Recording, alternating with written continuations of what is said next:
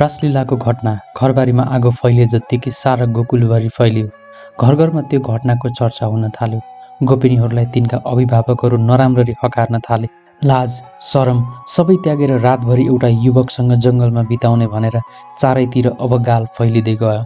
सबैभन्दा ज्यादा दबाब परेको थियो मलाई।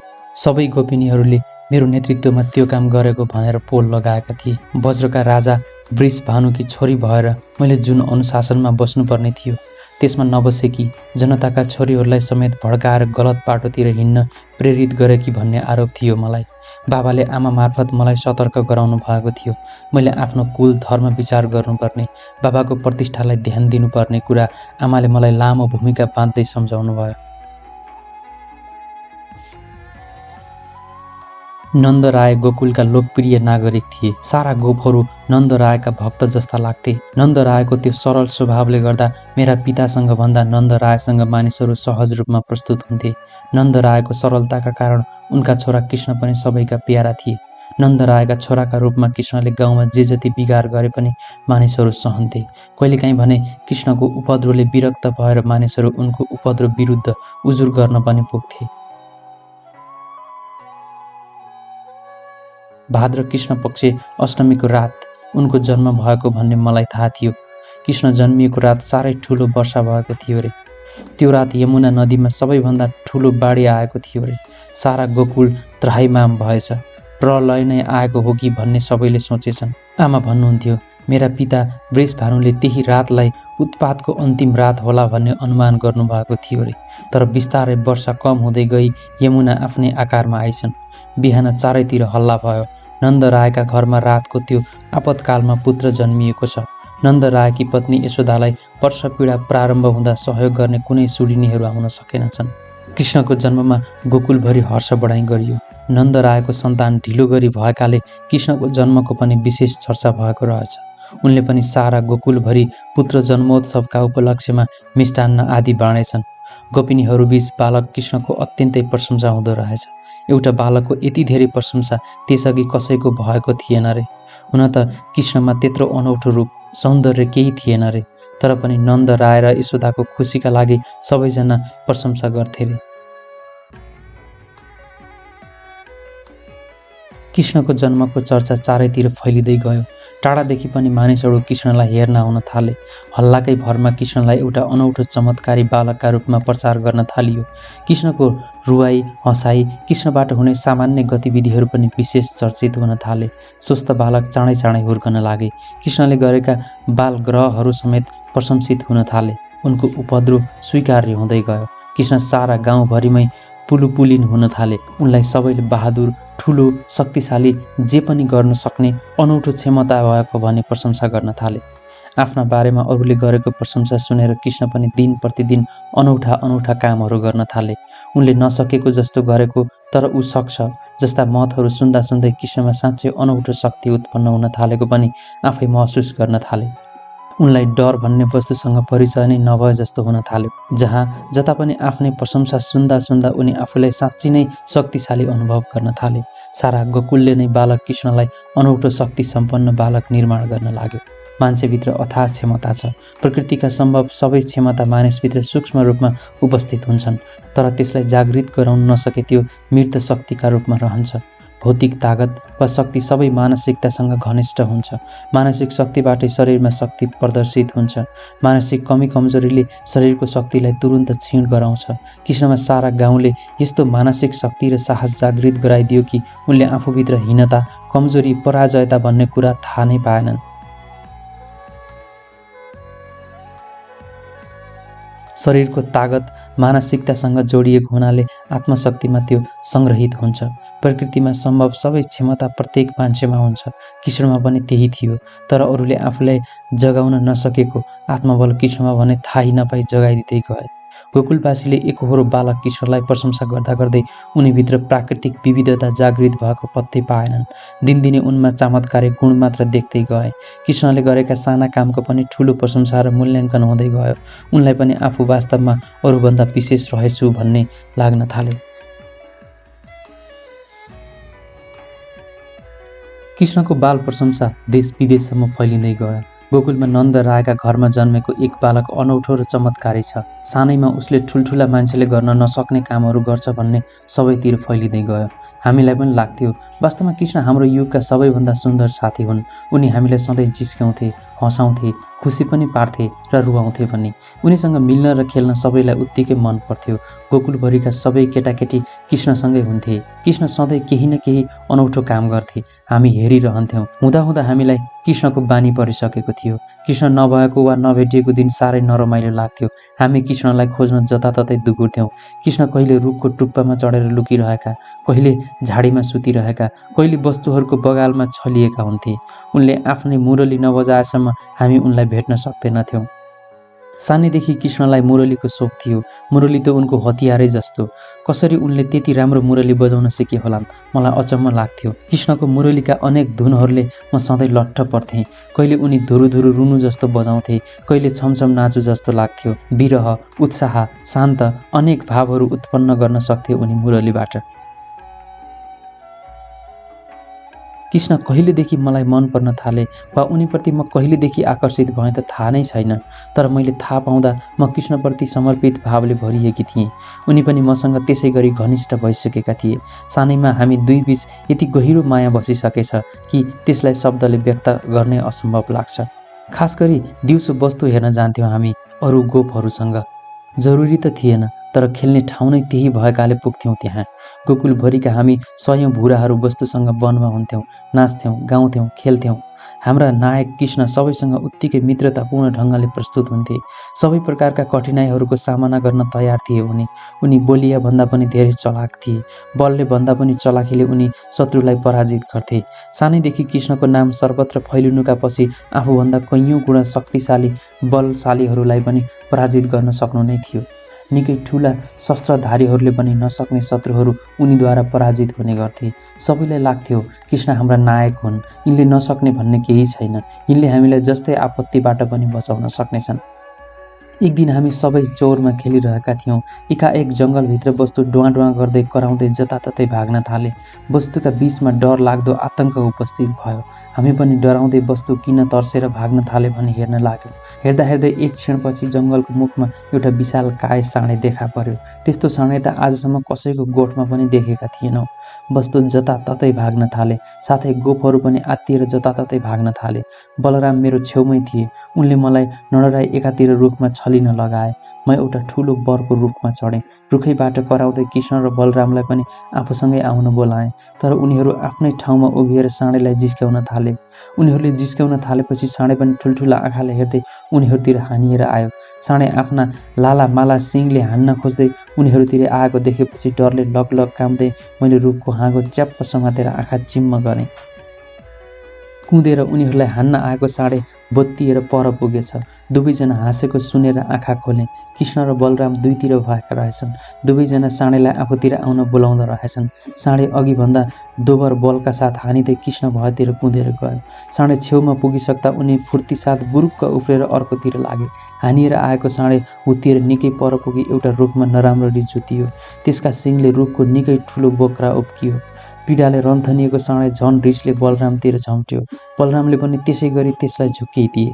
साँडे अर्को रुखमा जोतिन पुग्यो। त्यो साँडे रिसाएको बाघभन्दा पनि घातक देखिन थाल्यो। निकैपल्ट उनीहरूले साँडेलाई झुक्क्याइरहे। साँडे नराम्ररी थाक्दै र घाइते हुँदै गयो। पहिला जस्तो कुद्न नसके पनि त्यसले आफ्नो घमण्ड भने कायम नै राख्यो।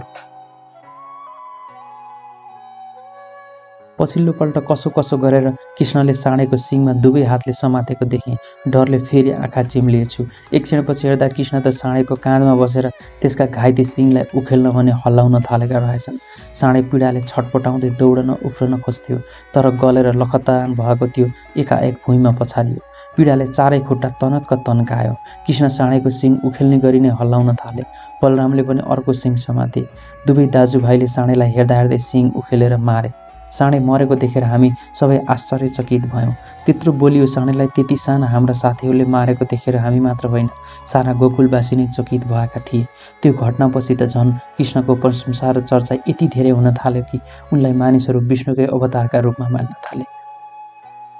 वनभोज कार्यक्रमपछि मलाई पूरा विश्वास भएको थियो कृष्ण मेरा मात्र हुन् र उनी मलाई अत्याधिक माया गर्छन्। कृष्णको मप्रतिको प्रस्तुतिले उनको मनको सम्पूर्ण भावना पोखे जस्तो लाग्न थालेको थियो। मभित्र कृष्णमाथिको शङ्का निवारण भइसकेको थियो। अचम्म आफैसँग के लाग्न थालेको थियो भने अब कृष्णसँग अरू जो भुत्तिए पनि टाँसिए पनि ऐकान्तिक नै भए पनि त्यसले मलाई पीर लाग्न छाडेको थियो। कृष्णमाथिको मेरो यो विश्वासले सारा शङ्काहरूलाई दहन गरिसकेको थियो। कृष्णले अरूहरूसँग केवल अभिनय मात्र गरिरहेका हुन् र तीसँग उनको कुनै चासो छैन भन्ने पूर्ण विश्वास भइसकेको मलाई पहिला जस्तो उनीसँग भेट्ने आतुरता पनि हराउँदै गएको थियो। त्यसै मन भरिँदै आएको आनन्द र खुसीमा पनि डुबिरहेको अनुभूति हुन्थ्यो। जतिखेर पनि कृष्णको आफैभित्र भरिएका र बसिरहेकाहरू चाहिँ लाग्थ्यो। मैले त्यो दिन कृष्णलाई पूर्ण रूपमा प्राप्त गरेकी थिएँ। एकान्तमा उनको छातीमा टाउको राखेर आफ्ना मनका सारा कुराहरू भनेकी थिएँ र उनले मेरा सबै कुराहरूको इमान्दारीपूर्ण जवाब दिएका थिए। त्यो दिनसम्म मलाई मनमा एक प्रकारको शङ्का जीवित नै थियो। कतै उनीप्रतिको मेरो भावना एकपक्षीय मात्र हो कि वास्तवमा उनी मेराप्रति उदासीन छन् कि भन्ने लागिरहेकै थियो। मलाई कृष्णसँग भेट्ने आतुरता घटेर गए पनि घरले भने एक प्रकारले बन्दी बनाएको थियो। वनभोज कार्यक्रमले समाजमा फैलिएको नकारात्मक प्रचारको सबैभन्दा ठुलो असर मलाई परेको थियो। मेरा पिताले माता मार्फत मलाई घरबाट पाखा निस्कन मनाही गर्नुभएको थियो। अब म हुर्किएकी र विवाह गर्न लायक भएकाले छाडा छोड्न नमिल्ने र झन् कृष्णसँगको सङ्गत त गर्नै नदिने हुनुभएको थियो। उमेरले कृष्ण मभन्दा केही कम उमेरका तथा उनी मेरा पिताभन्दा कम हैसियतवाला नन्द रायका पुत्र समेत भएकाले उनीसँग मेरो प्रेम वा विवाह हुनु कुनै पनि अवस्थामा सम्भव थिएन मातापिताका नजरमा। यो बन्दी अवस्थाले भने मलाई साह्रै नराम्रो लाग्यो। साथीहरूसँगको घुलमिल र रमाइलो सबैबाट म वञ्चित थिएँ। मैले चाहेका साथीहरूलाई दरबारमै बोलाउन र दरबार परिसरभित्रै खेल्न रमाइलो गर्न छुट थियो, तर बाहिर जान प्रतिबन्ध। जे भए पनि बन्दीको भावना नै पीडादायी हुँदो रहेछ। कहिले महिनौँ दरबारबाट बाहिर निस्किँदा पनि कुनै मतलब नहुने, तर बन्दी छु भन्ने लागेपछि भने छिनछिनमा त्यो कुराले पिरोल्दो रहेछ। अब कृष्णसँग साँच्चै भेट हुँदैन त भन्ने सोचमा मनमा आउन साथ काली लाग्दो अन्धकार भविष्य आँखामा नाच्न आउँथ्यो। सखीहरू मेरो नजरबन्दीको समाचार कृष्ण कहाँ पुर्याउँथे र कृष्णको आश्वासन म कहाँ लिएर आउँथे। हाम्रा बीचमा खबर आदान प्रदान गर्ने दूतहरू खडा भएपछि प्रत्यक्ष भेट नभए पनि एकअर्काको भावनाको प्रसारण भने भइरहेको थियो। तर ममाथि लागेको यस नजरबन्दले मलाई अझ के फाइदा भयो भने कृष्णको मप्रतिको आकर्षण कति छ भन्ने राम्रो नाप हुन सक्यो। एक दिन त्यसै मेरो मन निराश भइरहेको थियो। कृष्णसँगको त्यो लामो वियोगले साँच्चै उनीसँग मेरो अब कहिले भेट नहुने नै हो त भन्ने शङ्का उत्पन्न भइरहेको थियो। दरबारबाट भागेर बाहिर जाने ममा साहस पनि थिएन। पिताको इज्जत र प्रतिष्ठालाई मैले त्यसरी कुल्चनु हुने पनि थिएन। कहिलेकाहीँ लाग्थ्यो मैले रात्रि वनभोजमा जान ठुलो गल्ती भयो। त्यसरी सारा समाज र परिवारको मर्यादा नै कुल्चेर जानै नहुने। अर्थात् मनमा अनेक खाले नकारात्मक भावनाहरू विकसित हुँदै थिए। त्यसै टोलाएर बार्दलीबाट टाढा टाढासम्म आँखा दौडाइरहेकी थिएँ। पर मूलद्वारबाट एउटी युवती यतैतिर आउँदै गरेकी देखेँ। हिँडाइको चाल एकदम चिनेकै थियो, मेरो कुनै घनिष्ठ सखीको जस्तो। कोही मेरो प्रिय सखी नै आइरहेको देखि खुसी भएँ। मनको उद्विग्नतालाई शान्त पार्न पाउने भएँ भन्ने लाग्यो। नजिक आउँदै गरेकी गोपनीका पहरबाट घुङ्गुराको मधुर झन्झनाट प्रसारण भइरहेको टाढैबाट सुनिन्थ्यो। हातका औँलाहरूमा असर्फीका औँठीहरू सुहाएका देखिन्थे। नाडीमा रत्नजडित चुरा, पाखुरामा भुजाबन्ध तथा गलामा मोतीका हार वक्षस्थलमा झुन्डिएको। बाल सूर्यको जस्तो दीप्तिमान शिरफुल कपालमा सुहाएको थियो। नाकमा मोतीजडित बुलाकी हल्लिरहेको देखिन्थ्यो। त्यस्तो राम्रो श्रृङ्गारका साथ म कहाँ आउने हैसियतका त मेरा साथीहरू कोही पनि थिएनन्, तर उनको हिँडाइको चाल भने मैले चिनेकै जस्तो लाग्थ्यो। नजिक आइपुगेको देखेपछि एकै ठाउँ बसेर पर्खिरहने धैर्यता ममा रहेन। म उठेर स्वागतका निम्ति तिनको निकटमा गएँ र अनुहार हेरेर चिन्न खोजेँ। अचम्म लाग्यो, देख्दा एकदमै चिनेको जस्तो अनुहार छ, तर कसै गर्दा पनि स्मृतिमा आउँदैन। मलाई साह्रै सङ्कट पर्यो। जति नै कोसिस गर्दा पनि प्रष्ट चिन्न नसकेपछि लजाउँदै सोधेँ, हे सुन्दरी सखी, तिमीलाई मेरो यो कक्षमा स्वागत छ। कृपया मलाई तिमी आफ्नो परिचय दिई मेरो अधैर्य शान्त गराऊ। तिमी जो स्वयं मेरोमा आयौ, मेरा लागि यो महान सौभाग्यको कुरा हो। मेरो स्मृतिमा तिमी जति सुन्दर युवतीको आजसम्म मैले दर्शन पाएको थाहा छैन। तिमी आउनको कारण विस्तारपूर्वक बताऊ र मैले तिम्रा लागि गर्न योग्य मेरो क्षमताभित्रको कार्य के हो त्यो पनि सुनाऊ। मैले आगन्तुकको सौन्दर्यबाट वशीभूत भई अत्यन्त भावुकताका साथ आफ्नो एकहोरो जिज्ञासा पोखेँ। तिनलाई बोल्नै नदिई लगातार निकै बेर बोलिरहेछु। म चुप भई तिनका अनुहारमा एकहोरो हेरिरहेपछि तिनले अत्यन्त मिठो आवाजमा भनिन्, हे सखे, नन्दनगर गोकुलको नन्द भवनदेखि उत्तरपट्टि मेरो निवास छ। मेरो नाम गोपदेवी हो। मैले सुशीलाको मुखबाट तिम्रो रूपमाधुरी र गुणमाधुर्यको धेरै वर्णन सुने। त्यसैले तिम्रो यो रूप हेर्न ममा उत्कट इच्छा हुँदा तिमीलाई हेर्न भनी यहाँ आएकी हुँ। यहाँ आएर तिमीलाई देखेपछि मेरो कुतूहल पूर्ण भएको छ। वास्तवमै तिम्रो सुन्दरता अतुलनीय छ। तिमी यस भूतलमा स्वर्गबाट झरेकी रूपकी रानी नै हुनुपर्छ भन्ने मलाई लागे। तिम्रा यी सुरीला लामा हातका औँलाहरू, सलक्क परेको नाक, ठुल्ठुला आँखाहरू, गुलाब जस्ता नरम र सुन्दर ओठहरू, अनारका दाना जस्ता हार मिलेका दाँत, हे सखी, तिमीलाई देख्न पाएर मैले आफूलाई धन्य बनाएँ। तिनले आफ्नो परिचय दिँदै गरेको मेरो प्रशंसाले म अत्यन्त प्रसन्न भएँ। केही क्षण अघि मात्र ममा फैलिएको उद्विग्नता र निराशा एकाएक समाप्त भयो। त्यसै जीवमा स्फूर्ति बढेर आयो, उमङ्ग थपियो। मलाई आफ्नो जीवनको वास्तविक मूल्य बोध भए चाहिँ लाग्यो। मैले तिनलाई अँगालो हालेँ। दुवै निकै बेर आलिङ्गनबद्ध भयौँ। निकै बेरसम्म बसेर अनेक रमाइला गफगाफ गऱ्यौँ। समय बितेको थाहै भएन। नयाँ मित्रता भए पनि वर्षौँ पुरानो सम्बन्धीसँग धेरै कालपछि भेट गर्न पाए चाहिँ अनुभव भयो मलाई। किन गोपीदेवको सामिप्य मलाई आफैभित्रको आफूसँगको भेट चाहिँ लागिरहन्थ्यो। समय बितेको थाहै भएन। गोपदेवीले भनिन्, सखी, नन्दनगर यहाँबाट धेरै टाढा छ। साँझ पर्न लाग्यो। अब मैले जानुपर्छ। म भोलि बरु चाँडै फेरि आउनेछु र बाँकी कुरा भोलि दिनभरि बसेर गरौँला। किनकिन तिनले जान लागेकोमा मलाई दीर्घ वियोगताको तितो अनुभूति भयो। मैले भने, प्रिय सखी, तिमी भरे चाँडै आऊ र मलाई मेरो यो ऐकान्तिकताबाट मुक्त गरिदेऊ। म तिमीप्रति ठुलो आभारी हुनेछु। तिनी गएपछि मलाई फेरि एक्लोपनको उदासीनताले घेर्न थाल्यो। फेरि कृष्णको सम्झना हुन थाल्यो। कृष्णप्रतिको मेरो पूर्णता भावी मन फेरि खाली हुँदै गए चाहिँ लाग्यो। कृष्णलाई भेटिहालौँ भन्ने आतुरता बढ्न थाल्यो। त्यो रातभरि म छटपटाइरहेँ। राम्रो निद्रा पनि पर्न सकेन। बिहानतिर झपक्कै निदाएछु। मस्त निद्रामा रहेछु। कसैले झकमकाएर बिउजायो। यसरी बिउजाएकोमा मलाई नराम्रो लाग्यो, किनभने म एउटा राम्रो सपना देखिरहेकी थिएँ। सपनामा वृन्दावनको भाण्डीर उपवनमा म कृष्णका साथमा थिएँ। कृष्णको छातीमा टाउको अड्याएर बसिरहेकी थिएँ। त्यही एकाएक भगवान ब्रह्मा प्रत्यक्ष हुनुभयो। म हतार हतार कृष्णबाट अलग भएँ। लाजले पानी पानी भयो कि मैले बडो सङ्कुचित भएर आफूलाई एक छेउमा उभ्याएँ। हामीले पालै पालो नमस्कार गऱ्यौँ। मैले देखेँ त्यस्तो एकान्तमा एकाएक ब्रह्माको उपस्थितिले कृष्णलाई कुनै सङ्कोच नै लागेन। म सोच्दिरहेछु, कस्तो निर्लज्ज यो कृष्ण, यसलाई अलिअलि पनि लाज छैन। म त्यसै टोलाइरहेका बेला ब्रह्माले कृष्णसँग आफूलाई त्यो एकान्तमा निम्ता गर्नुको कारण सोधेको सुने। म छक्क परेँ। ब्रह्मा त कृष्णले बोलाएर पो आएका रहेछन्। मलाई कुनै जानकारी नै नदिई कृष्णले ब्रह्मालाई हाम्रो एकान्तमा बोलाएर राम्रो गरेनन्। हाम्रो प्रतिष्ठामा एउटा कलङ्क लाग्ने भयो अब भनेर म झन् नराम्रो गरी डराएछु। अस्ति रात्रि वनभोजको घटनाका कारण आमाबाले चित्त दुखाएको पनि सम्झिएछु। त्यसको स्मरणले म झन् डराएकी रहेछु र अब यो एकान्तको फेरि अर्को चर्चा हुने भयो भन्ने कुराले म नराम्ररी डराएकी थिएँ। उता कृष्ण भने मतिर हेरेर हाँस्दै ब्रह्मासँग भन्दा रहेछन्, हे प्रभु, म राधा बिना बाँच्न सक्दिनँ। राधा र मेरा बीचको प्रेम जन्म जन्मान्तरदेखिको हो।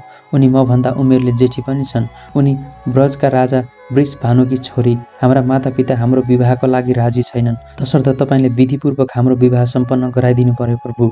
यो विवाह गोप्य रहोस्। कृष्णको कुरा सुनेर म अचम्मित भएँ।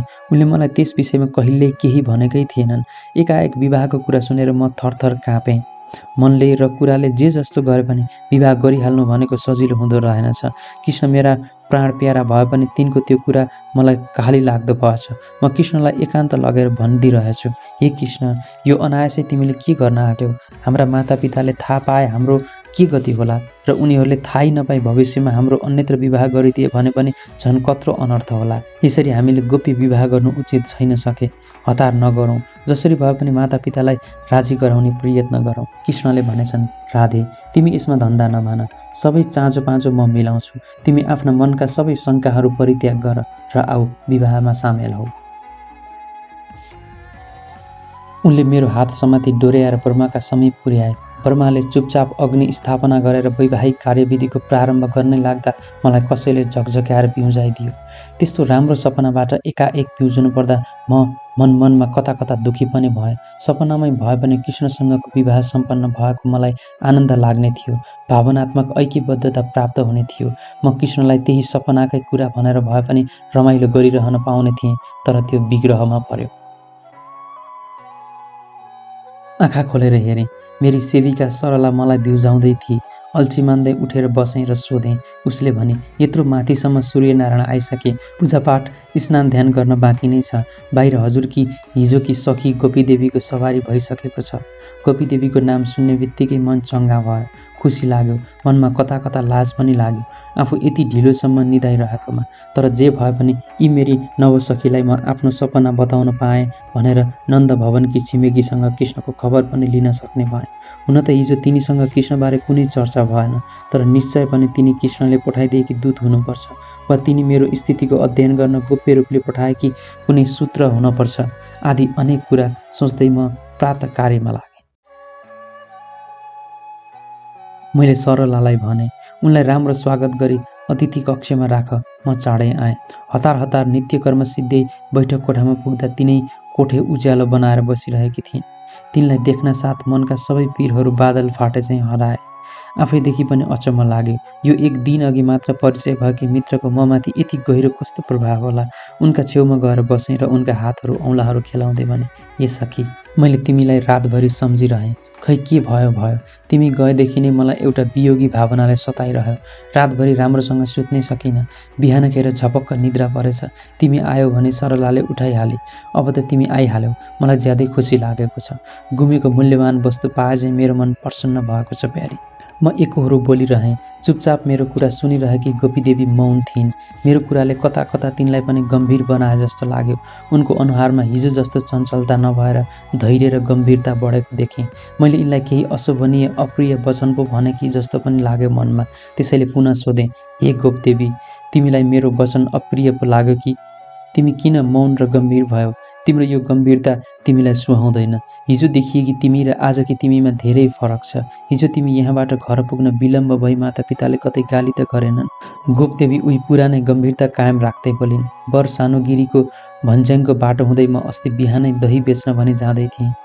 मलाई के हतार थियो भने सधैँ मेरा लागि छुट्याइएको यो दही बेच्ने काम चाँडै सिद्धै मावल जाउँ भन्ने थियो। त्यसैले सधैँभन्दा चाँडै म घैँटोमा दही बोकेर एक्लै त्यो गल्लीको बाटो हिँडिरहेकी थिएँ। एकाएक नन्द रायका छोरा कृष्णले मेरो बाटो छेके। साह्रै चकचके, फटाहा, अरूको दुःख र समस्या नबुझ्ने, जति बेला पनि जिस्कन र चल्न मात्रै जान्ने, साह्रै नराम्रो बानी छ तिनको। गाउँका कुनै केटीहरूलाई तिनले चैनले रहन दिएका छैनन्। तिमीलाई थाहै होला, गत महिना शुक्ल त्रयोदशीको रात वनभोजका लागि भनी गाउँभरिका केटीहरूलाई फकाएर उनले जङ्गलमा लगेर रातभरि राखेछन्। भोलिपल्ट त्यो खबरले सारा गाउँ आतंकित भयो। सबै अभिभावकहरूले छोरीहरूलाई कडा अनुशासनमा बाँधेर राखेका छन्। नन्द राय, तिनकी पत्नी पनि कृष्णको चकचकदेखि विरक्त देखिन्छन्। तिनी एक क्षण चुप लागिन्, फेरि लामो सास तानेर बोलिन्, गाउँभरि हल्ला छ, त्यो रात तिमी पनि कृष्णसँगै थियौ रे। तिमी यस्ती सुशील शान्त राजकुमारी कसरी त्यो वनको त्यस्तो फटाहासँग सङ्गत गर्न पुग्यौ होला? त्यसले मलाई त्यो दिन के गर्यो थाहा छ? फेरि एक क्षण मौन भए। गोपदेवीको कुराले मेरो शरीर शिथिल भयो। मन डरले लगलग काम्न थाल्यो। कृष्णको विपक्षमा प्रयोग हुन लागेका प्रत्येक शब्द मेरा चित्तमा गाडिन लागे चाहिँ भए। तथापि धैर्यका साथ मैले सुनिरहेँ। तिनी भन्दै थिइन्, एकाएक गल्लीमा अगाडि निस्केर उनले मेरो बाटो छेके। म एक्लै थिएँ, तर्सिएँ, डराएँ। गाउँका अरू आइमाई केटीहरू पनि उनीहरूसँग डराउन थालेका थिए। अल्लमल्ल पऱ्यो कि म हिँड्दा हिँड्दै ठिङ्ग उभिएँ। अब के गर्नु पर्ला भन्ने सोच्नै नभई तिनले मेरो दाहिने हात च्याप्प समाते। देब्रे हातले दहीको भाँडो थामेकी थिएँ टाउकोमाथि। डरले लगलग भएर काम्न थाल्यो शरीर। मैले, कृष्ण, यो एकान्तमा एका बिहानै तिमीले किन मेरो बाटो छेक्यौ? मलाई हतार छ, चाँडै यो दही पुर्याएर मैले फर्किनु छ, मेरो बाटो छोड भने। तिनले भने, हे रूपसी, हे मनमोहनी, हे सुन्दरी, तिमी कति पत्नी योग्य छौ। म त कर उठाउने मान्छे हुँ। तिमीले मलाई कर नतिरी यो दही लैजान सक्दिनौ। मैले भने, अहिले मसँग तिमीलाई तिर्न सक्ने रकम छैन, फर्किआएर तिर्नेछु, मेरो बाटो छोड। तर तिनले झन बाटो छेक्दै भने, करको रूपमा मलाई दही नै दिए हुन्छ। मलाई रिस उठ्यो। मैले उनलाई एकातिर धकेल्दै हिँड्न खोज्दै भने, पर जाऊ, तिमी मेरो बाटो नछेक, नत्र अहिले म कराएर गुहार माग्छु। मैले त्यति भन्नासाथ एकाएक तिनले मेरो शिरबाट दहीको हन्डी खोसेर भुइँमा फ्याँकिदिए। हन्डी चोइटा चोइटा भयो। चोइटामा रहेको थोरै दही खाई तिनले मलाई पाखुरामा समातेर तान्दै झाडीतिर लिएर गए। जातको ग्वाला, कालो डिङ्गर, हेरि नसकिने कुरूप, कुबुद्धि, त्यस दृष्टिले मलाई साह्रै अभर पार्यो सखी। मैले गुहारसम्म भन्न पाइनँ। घरमा रुँदै गएँ। आमालाई सबै वृत्तान्त सुनाएँ, तर तिनले मेरो कुरामा विश्वासै गरिनन्। भनिन्, तँ कुरा पार्छेस्। गाउँका तिमी सबै केटीहरूको चाला मैले बुझेकी छु। गर्ने बेलामा मन परी गर्यो, अहिले बहाना पार्यो। मैले सुनेकी थिएँ तिमी कृष्णसँग गहिरो प्रेम गर्छौ, कृष्णलाई नै पाउन अनेक यत्न गर्छौ। त्यही यत्नका कारण हिजो आज आफ्नै दरबारभित्र नजरबन्दमा छौ। म तिमीसँग भेटौँ र आफ्नो मनको पीर पोखौँ, त्यो दुष्टको बानी बेहोराबारे पनि जानकारी गराउँ भनी हिजो आएथेँ। केही भन्न नभएकाले फेरि आज बिहानै आएकी। सखी, तिमी मेरो कुरामा विश्वास गर। त्यो मान्छे दुष्ट छ, त्यसबाट बच। त्यसले हामी नारीको अस्तित्वमाथि खेलवाड मात्र गर्छ, हामीलाई मनोरञ्जनको वस्तु मात्र बनाउँछ। तिनी चुप भइन्। तिनका कुरा सुन्दा मेरो शरीर पसिना पसिना भयो। मुख सुक्यो, मन थरथर काँप्न लाग्यो। निकै बेरसम्म म बोल्नै सकिनँ। म बोल्न नसकेको देखि तिनले भनिन्, हे सखी, तिमीलाई मेरो कुराले चित्त दुख्यो होला, मलाई क्षमा गर। मलाई तिम्रो कुराले चित्त दुखेको छैन सखी, बरु मेरो वियोगका कारण कृष्णमा विक्षिप्तता पो आएको छ कि भन्ने पीर लाग्न थालेको छ।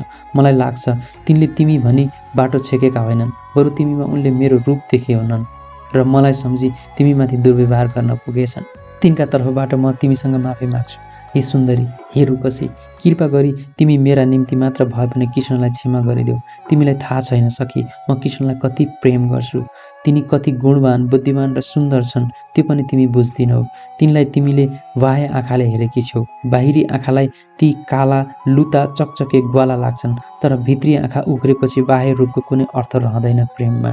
तिमीले मलाई सतर्क गरायौ, म ज्यादै खुसी भएँ। म कृष्णलाई सम्झाउँछु, एकपल्टलाई माफ गरिदेऊ सखी। मैले तिनीसँग हात जोडेर माफी मागेँ। मेरो त्यो अवस्था देखेर तिनी हाँस्न लागिन्। म एक क्षण अल्लमल्ल परेँ। तिनको हाँसोसँगै हाँस्ने कि के गर्ने। निकै बेरपछि तिनले मलाई अँगालो हाल्दै भनिन्, राधे, तिमी साह्रै सोझी र प्रिय छेउ। तिमीले मलाई अझैसम्म चिन्न सकिन अघि। एकाएक तिनले आफ्ना स्त्री वस्त्रलाई खोलिन्। वस्त्रभित्र पुरुष वस्त्रधारी युवक कृष्ण पो खडा थिए मेरा अघि। म लाजले भुतुक्क भएँ। आँखा त्यसै भरिएर आए। रिस, खुसी, ग्लानी, मिलन सबै एकैचोटि भएको थियो। मैले झ्याप्पा आँखा चिम्लेर तिनलाई अँगालो हालेँ। कति बेरसम्म म तिनको काखमा निधाएछु। बिउजँदा कृष्ण मेरो कपाल सुमसुमाइरहेका थिए। उनले भने, प्रिय, म तिम्रो वियोग कसरी सहन सक्छु। यत्रो समयसम्म तिमी यहाँ थुनेर रहँदा मलाई कस्तो भयो होला।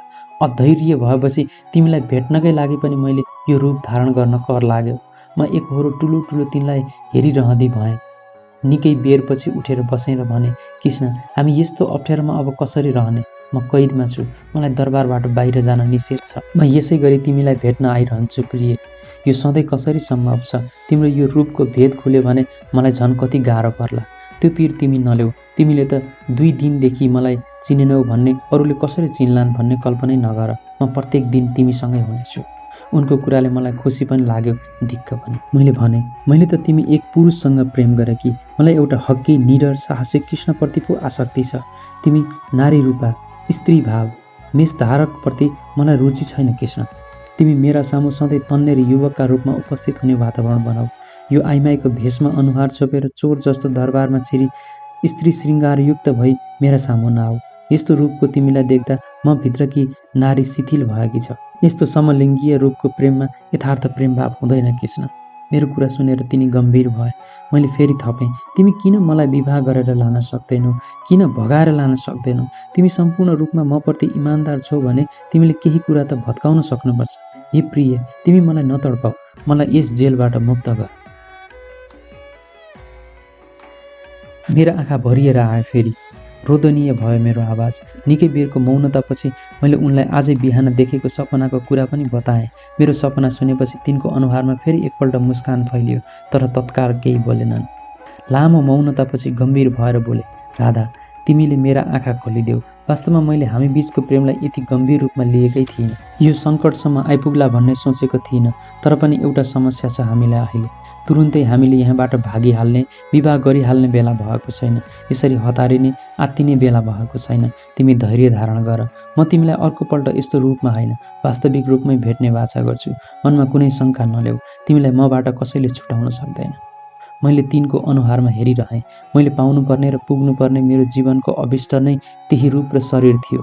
तर त्यति नजिक भएर पनि त्यहाँ पुग्ने एउटा कठोर विधि विधानको यज्ञ कर्म नाग्नु थियो।